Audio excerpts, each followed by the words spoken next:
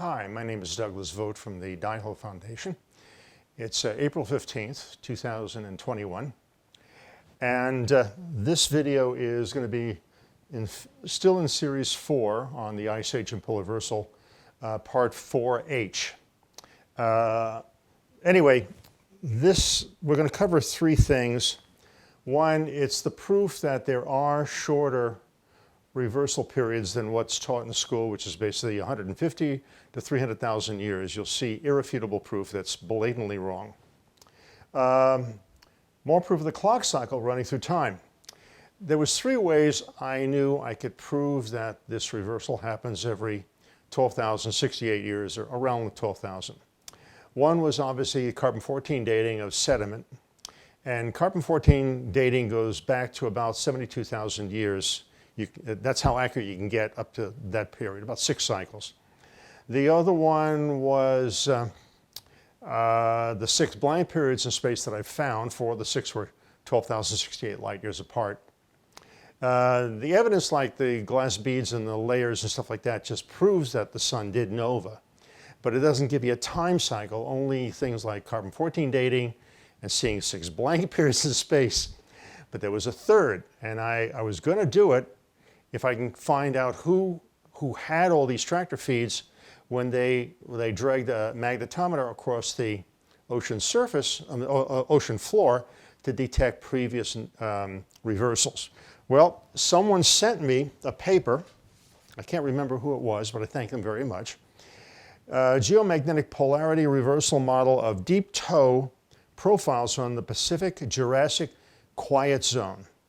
It was in Journal of Geophysical Research, 1998, volume 103. Anyway, I'll go into it when I'm here, but this is a major discovery I made and major proof, to the point of just about being irrefutable, and it's really the end of their idea that these reversals happen over long periods of time, like 150 to 300,000 years, and that should be dead and buried at the end of this video.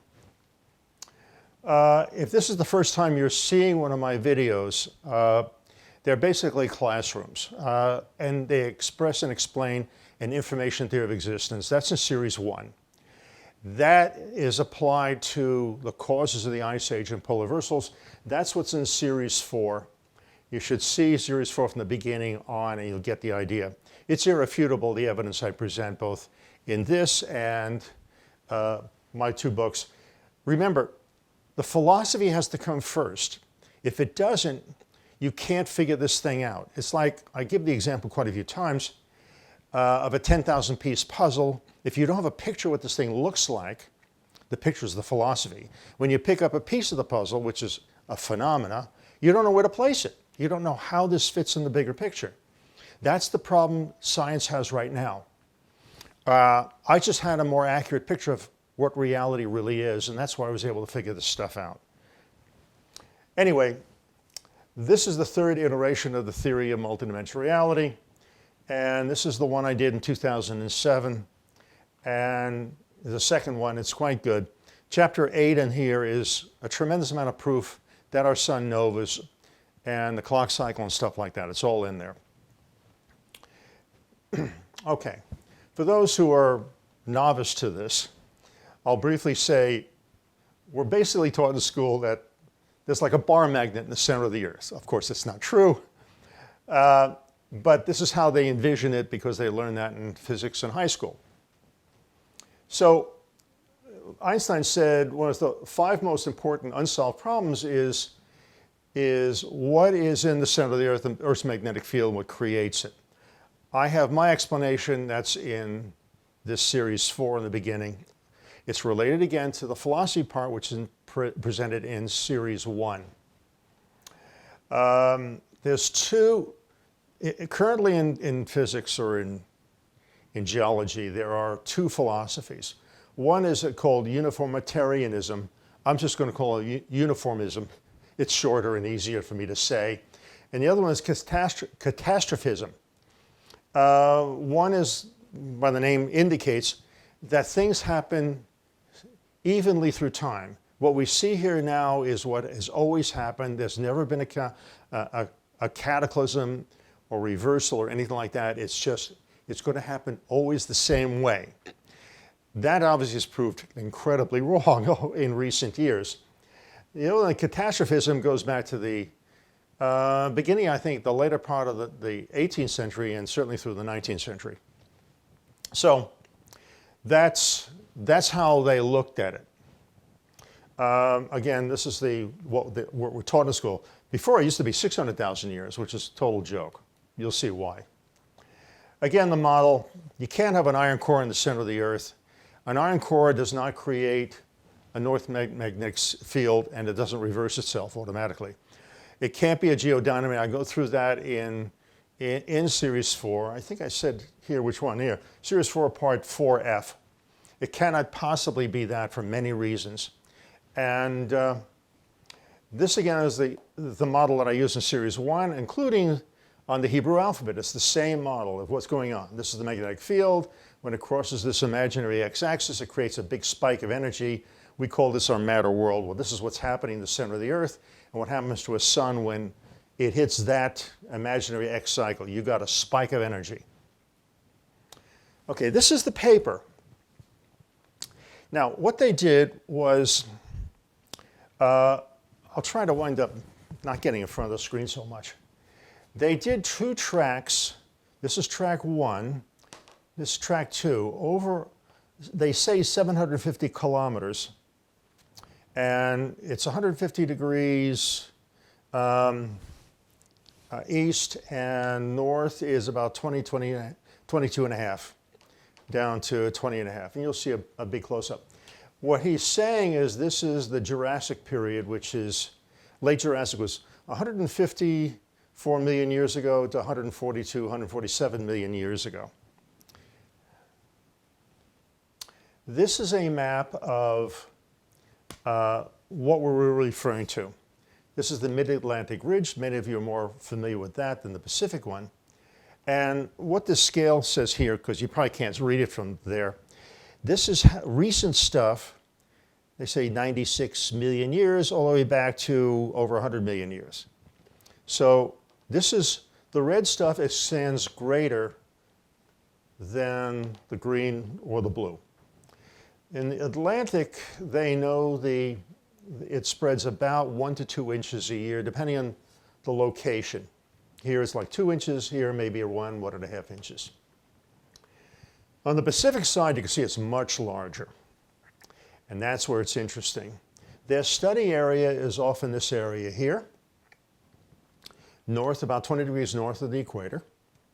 And so the lava that's here, this basalt, igneous rock, came from here.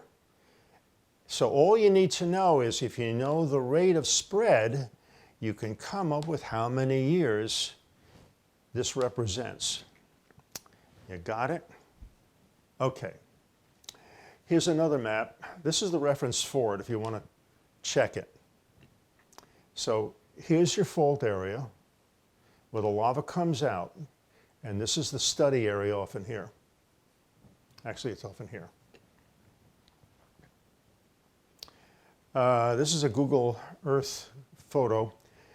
The depth here is 18,100 feet up here down to 18,900 feet in this area across like that.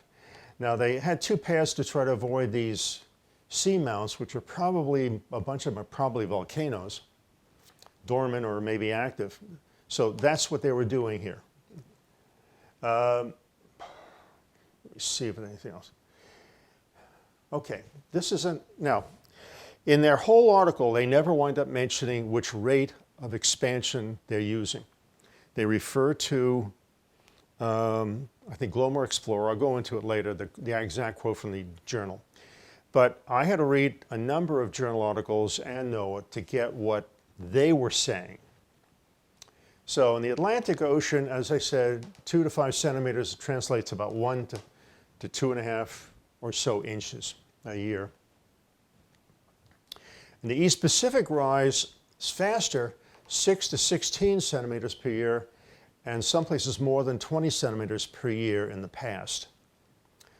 Now, some of this is guesswork on their part and everybody else's part. Anyway, the mid-ocean ridge in the Pacific has too many, has a lot of segments. Fastest seafloor spreading, okay, there was another journal article. Cenozoic, which was before Jurassic. Some regions, particularly within the Pacific, poorly defined mid-Cretaceous quiet zone, it's 118 to 83 million years ago, show anomalous fast-spreading rates in excess of 20 centimeters a year, which we omit from further analysis. Now, I'm going to show you, and you'll see these quotes. They are consciously cherry-picking their data to fit the philosophy. That's the message I'm giving you. What you have to understand here, when I'm trying to give everybody a picture of why was our science so screwed up, that didn't reveal this stuff, instead it took somebody like myself, an outsider, to figure this out, and they didn't. Now, I can't really say it's the fault of the current day professors, because they were taught by professors who may have been equally brainwashed by the same nonsense, or they knew something was wrong, and if they wanted to get grant money, which you'll see in a second, they have to toe the line. As you know, the Central Intelligence Agency, which from now on should be called the Central Information Agency, has distorted everything to make sure no one figures out about these polar reversals, how often they happen, and God forbid you should learn the sun does it. Anyway, between 40 million and 30 million years ago, the global average increased by 20% to 2.5 centimeters a year. This global increase was caused by accelerating spreading rates in the West Pacific Basin. Rates upon almost doubled during this period of time. That was their reference. Oh, they also wound up saying if the seafloor younger than 1 million years, they ignored totally. Forget it, doesn't exist anymore. Seafloor spreading initiated near the beginning of the late Jurassic, 160 million years ago, and continued for some 20 to 25 million years, splitting the Tunisian crust while the margin began to experience thermal subsidence. And that's the references for it. And they came up with this. This area is the closest to where the study area was. Theirs is 111 degrees. They have east, and this is 108.6. And they come up with 222.6 millimeters per million years, or kilometers per million years. So it comes down to 22.26 centimeters per year. There are variables that we do not know for sure. Now, some of this he mentions in his paper. The speed of the ship was reported to be 2 to 2.5 knots. The ocean current and the wind conditions would change the timing of the reversals. They said they didn't know. I mean, sometimes if the current changed, they may not really detect it. And if they're dragging this thing, they said they dragged it 4.5 to 5 kilometers down, which translates to about 14 to 15.5 thousand feet down. It's still about 2,000 to 3,000 feet from what they're trying to read, but they don't really know. I mean, it's a lot of cable you're dragging besides a magnetometer at the end of this cable. So there are variables there in the speed of this thing, and that tells you how long it took, how long the geomagnetic anomaly is. We do not know the amount of iron in the lava they're measuring down below. And you'll see by one of their cross sections, they were estimating about 500 meters, which are 1,500 feet of sediment over the igneous rocks, the volcanic rocks that hold the lava, which is the lava. Because, they took samplings, radar samplings, to see what it penetrated. So it's kind of a guess, but they may be close to being right. So anyway, deep toe magnetometer was 14,767 feet to 16,004 feet below sea level. So pretty far. This is basically over 3 miles down.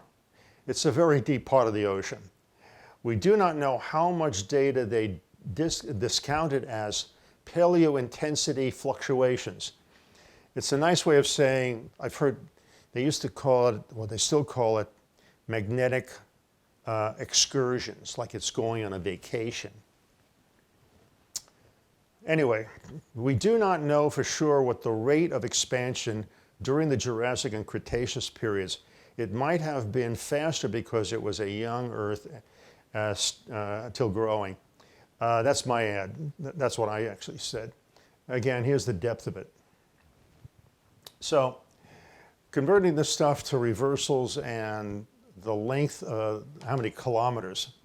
If it's 15 centimeters per year, and taking my number of 12,068, it represents 1.81 kilometers in one cycle.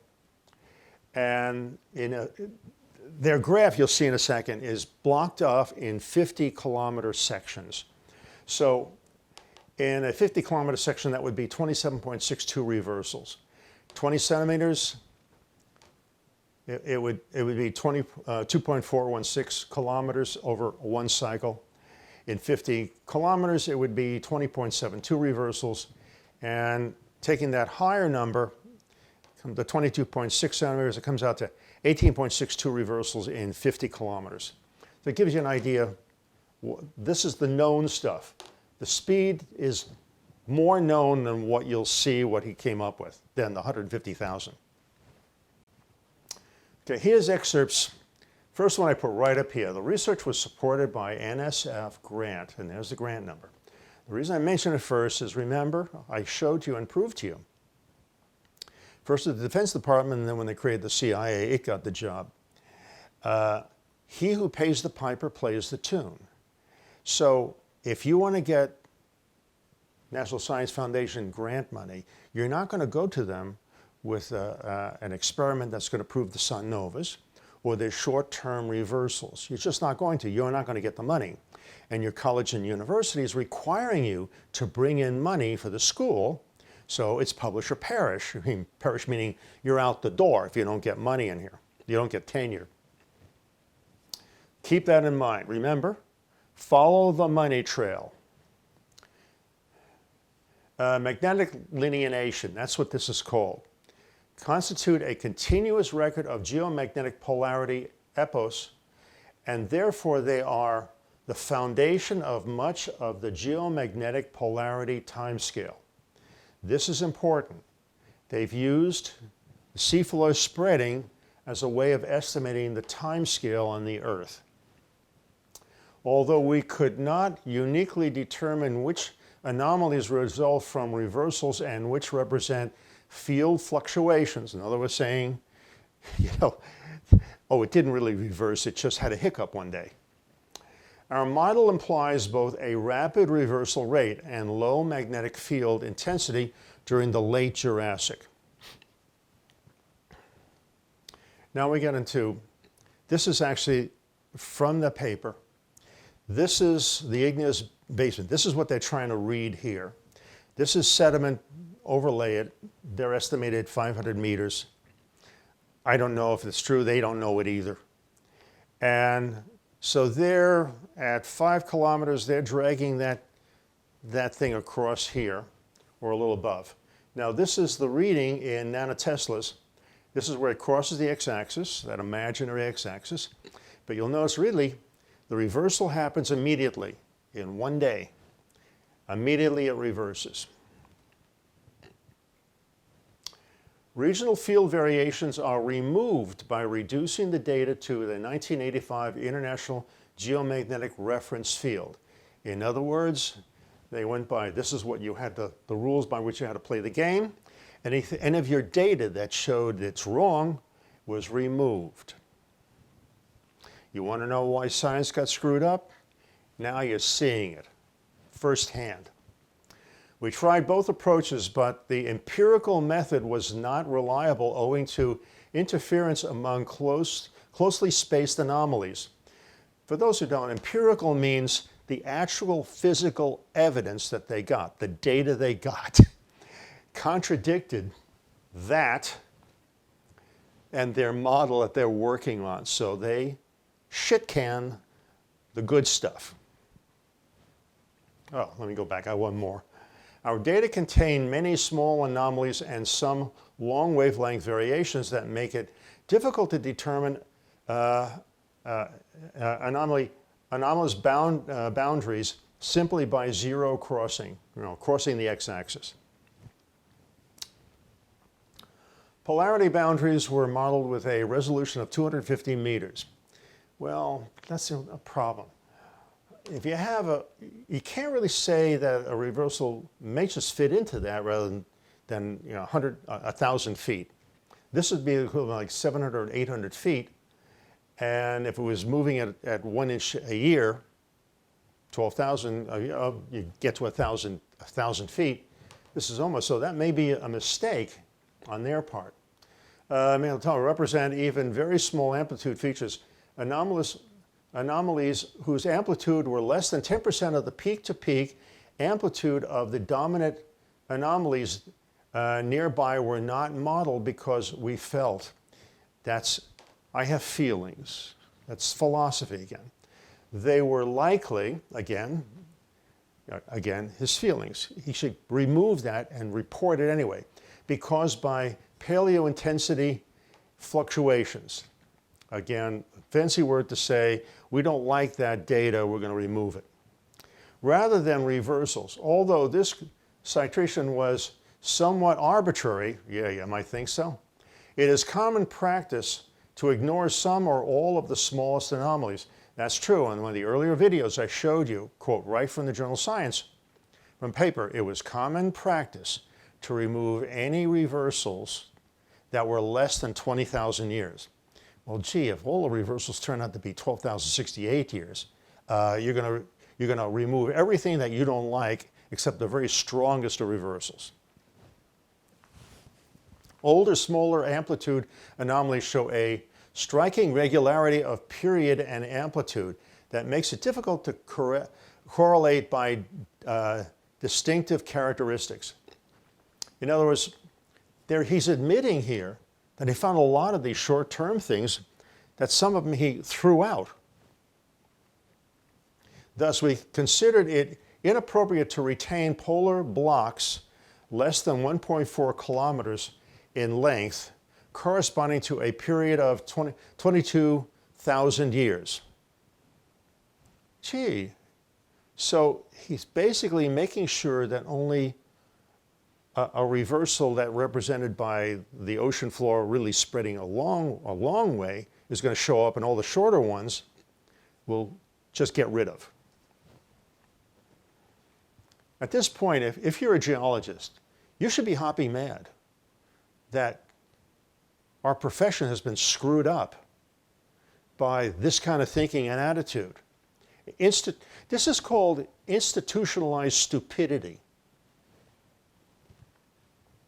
Age calibration.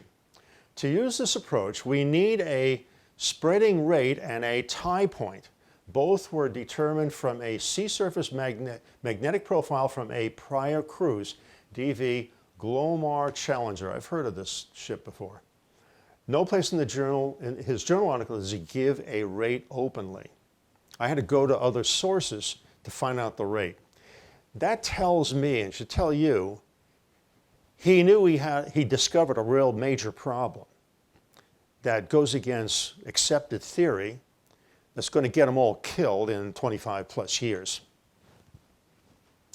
The deep toe time scale shows numerous short polarity periods before M37. That's really a location in that strip of where they tested, which resulted from our modeling the many small anomalies on the southeast end of the profiles. If valid, these imply an extremely high reversal rate of the order of 12 reversals per million years. Well, he's really worrying about the real short ones. That would come out to 83,000, that. Actually, that would be about 7 geomagnetic reversals at 12,068 years is 84,000 and some change. GPTS misses a few short polarity periods recognized by Hans Schumacher, I love those German names, because these anomalies did not correlate between our profile and consequently were not represented in the model. Again, he gave us so much evidence that he's cherry-picking the data to fit a philosophy that he's stuck with. Deep toe data allows us to extend the GPTS into the Jurassic about 9 million years past M29, and they imply abundant magnetic reversals occurring at a rapid rate. Really, his report covers really 11 million years. This is the period that's in his tables. Short period polarity reversals such as the Reunion and Cobb Mountain synchronize have been documented with durations of, get this, 10 to 30,000 years. There's three references. That's 10,000 years to 30,000 years. Gee, and mine would be 12,000 to 24,000 years. How do you like that? Okay, here's his actual tables. This is what it would look like. And he converted it to square things so he could measure it better. So this is actually what it looked like. This is the imaginary x-axis that it crossed. And you can see in all these cases, it's in one day. Immediately, it changed. So I'll explain this further. Between here and there is 12,068 years. From here to here, 12,068. From here to here, 12,068. You got the idea? Goes up, goes down. 12,000, 12,000, etc.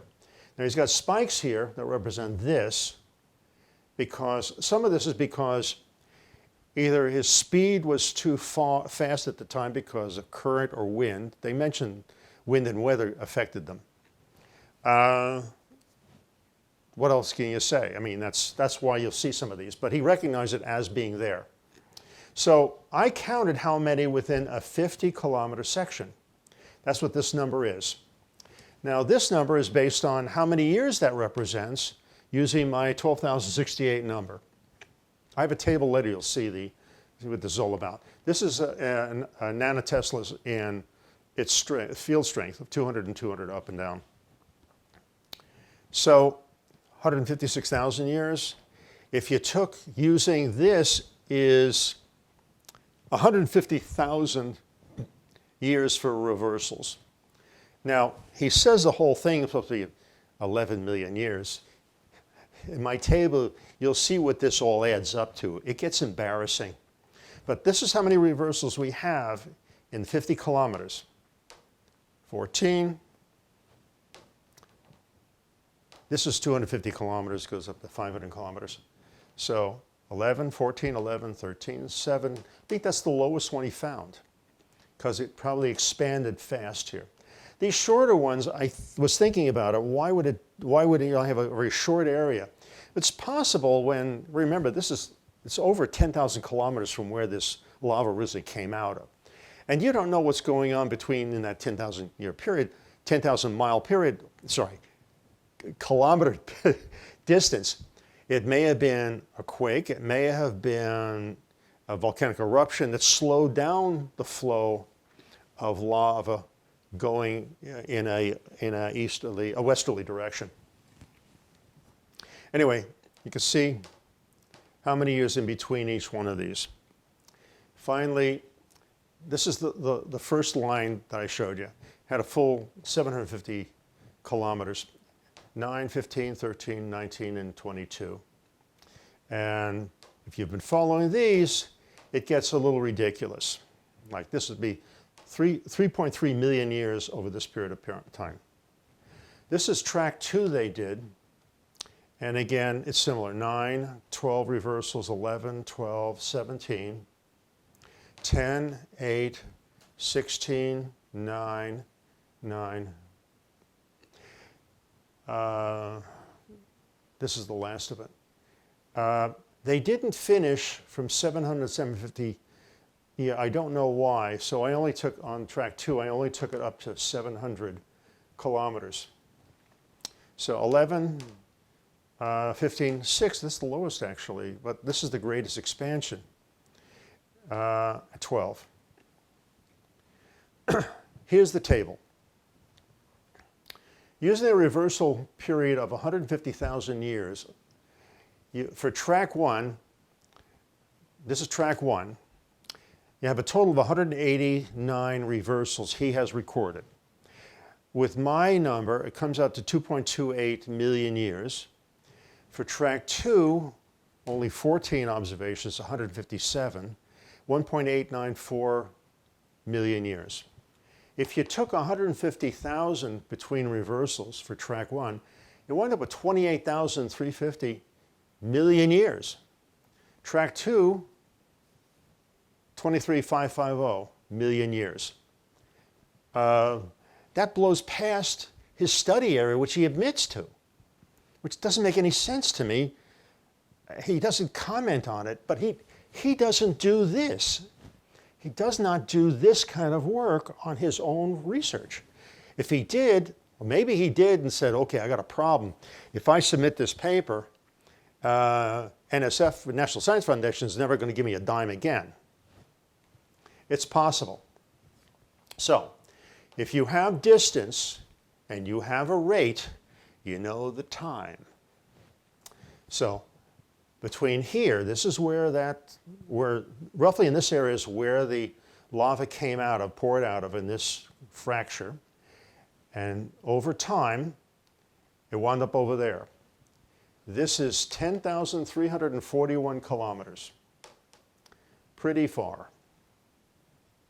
So, you can calculate the number of years. Now you're going to see how ridiculous what we were taught in school about 150,000 to 300,000 years, and one time it was 600 and 700,000 years, is totally beyond stupid. This is using my 12,068 number for 10 centimeters a year, or 15 or 20 or 22.6, 22.26. Number of years, total centimeters gives you this for number of kilometers per cycle. The number in a 50-year cycle, what the distance is.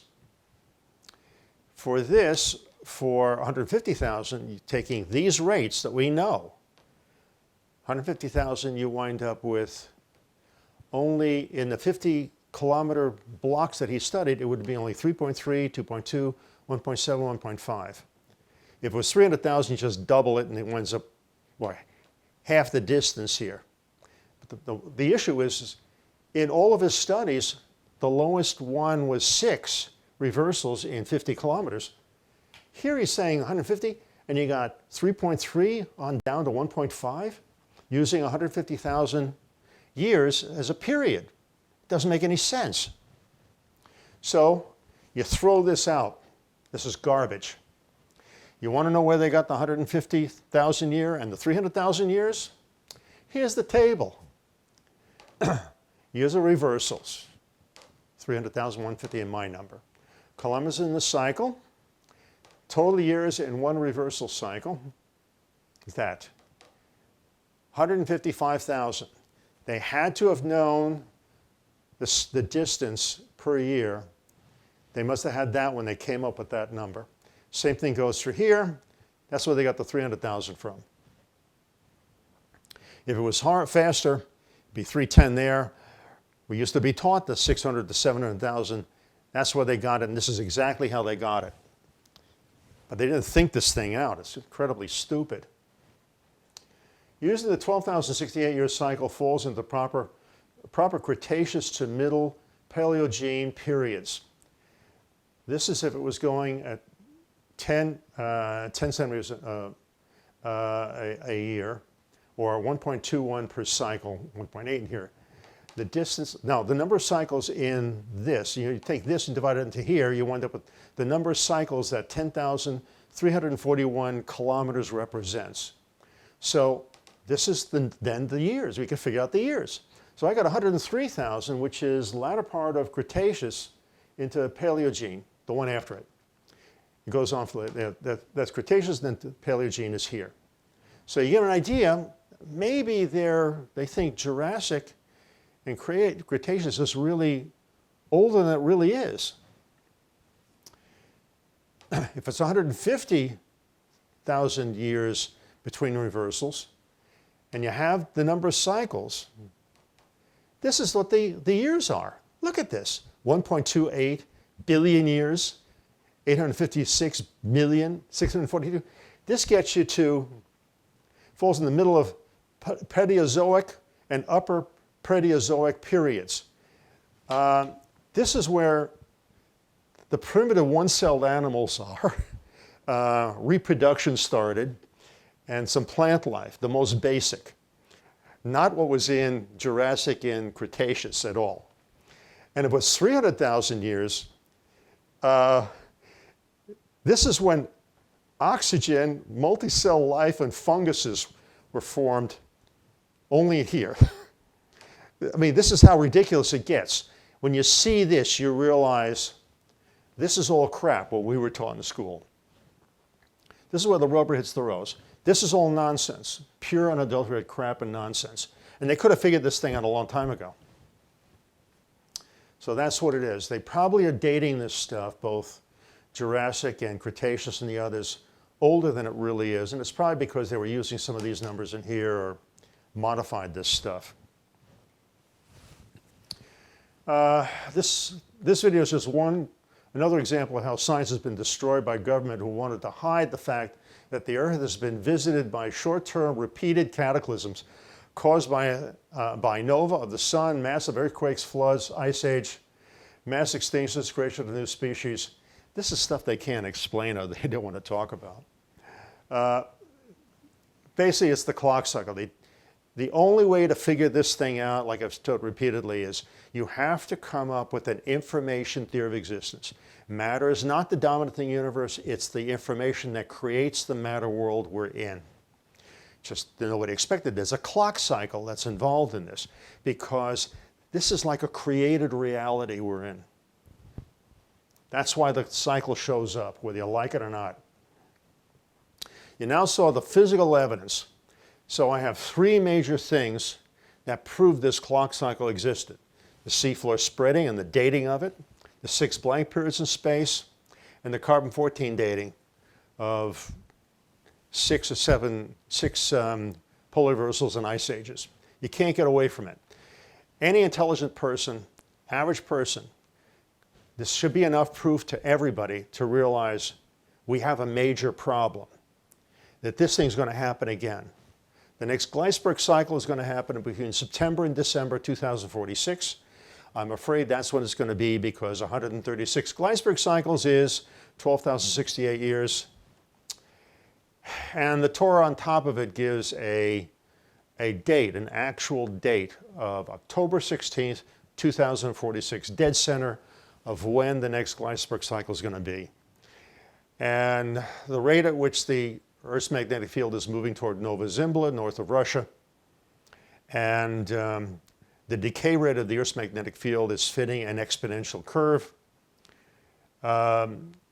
Unfortunately, it looks like we're going to be that terminal generation that's going to have to deal with this.